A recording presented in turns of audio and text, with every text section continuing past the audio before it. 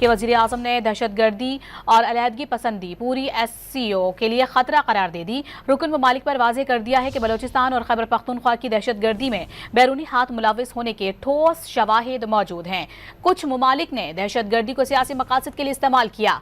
Jafar express हमले में बाज़ मुल्कों के मुलविस होने के ठोस शवाहिद हैं।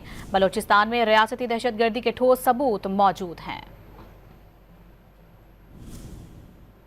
Pakistan has always believed in the power of multilateralism, diplomacy, and shunning unilateralism. And yet, to our shock and deep disappointment, the region witnessed extremely disturbing developments during the last few months.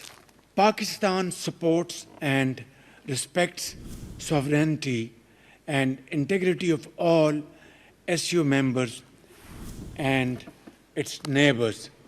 We respect all international and bilateral treaties and expect similar principle to be followed by all SU members. Pakistan seeks a normal and stable relationship with all its neighbors.